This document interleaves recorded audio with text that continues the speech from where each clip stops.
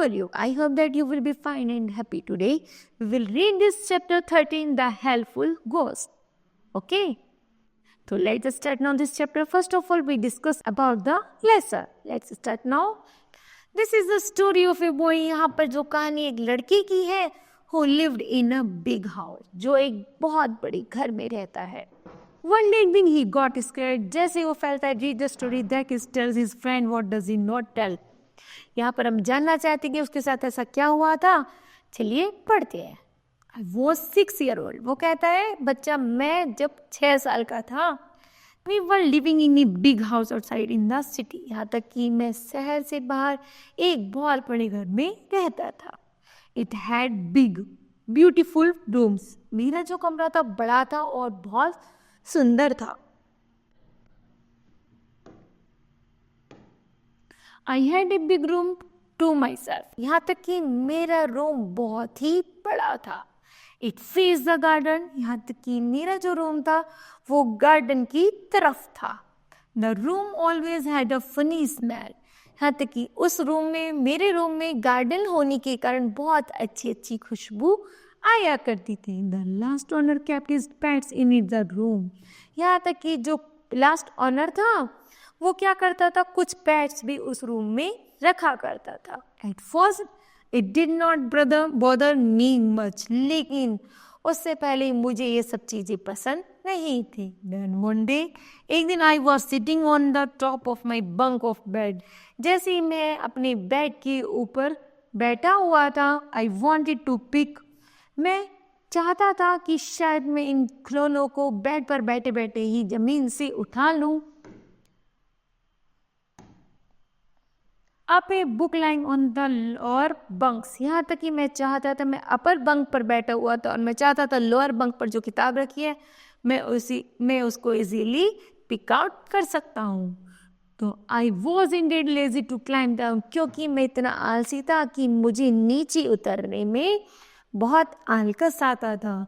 There were many quilts and pillows on the lower bunk. मैंने उसे बहुत सारे तकिया रजाई लगा दी थी जिससे मैं आसानी से उसको सामान को उठा सकूं.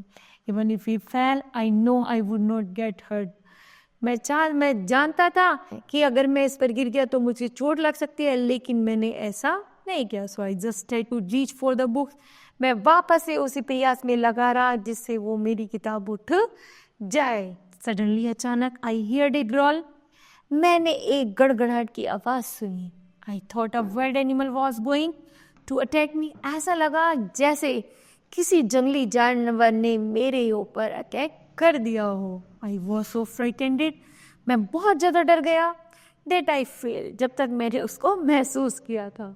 Then something scary happened. मैंने जैसे उसको बड़े आश्चर्य से देखा.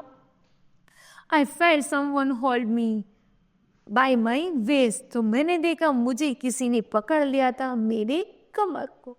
There I was hanging in the air. और ऐसा लगा जैसे अब मैं हवा में लटक गया हूँ.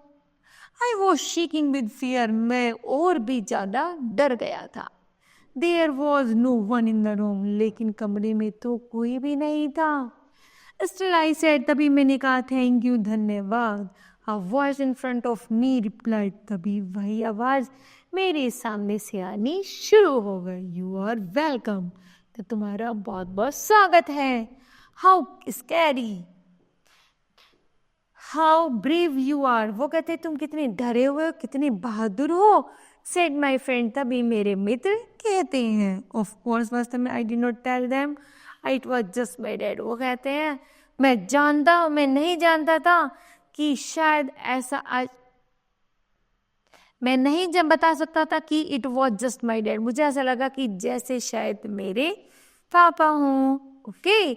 तो फिर जैसे कि एक बच्चा था वो अकेले अपर बेड पर बैठा था. वो सोचा था नीचे से मैं सारा सामान ऐसे उठा लूँगा. जैसे वो ट्राई कर रहा था तो क्या होता है कि वो जैसे गिरने वाला था उसे एक पर्सन मतलब उसकी जो फादर होता है उसको पकड़ लेते हैं. तो वो सोचता है शायद मेरे फ्रेंड है या मेरे पापा हैं, लेकिन कमरे में कोई भी नहीं होता. लेकिन पीछे से जैसे उसके पापा पकड़ते हैं वह उसे डराते हैं तो वो समझ जाता है कि वो बच्चा इतना डर जाता है कि पता नहीं कमरे में कौन आ गया. ऐसा लगा जैसे कोई जंगली जानवर ने उसको पकड़ लिया हो, है ना। उसके बाद जैसे ही वह सामने से देखते कि उसके फादर है, वो वापस से खुश हो जाता है और सोचता है कि अब वह कभी भी आलस नहीं करेगा और अपने काम और ये को आसानी से करेगा। Okay kids, this chapter will be completed. I hope that you understood well. Thank you.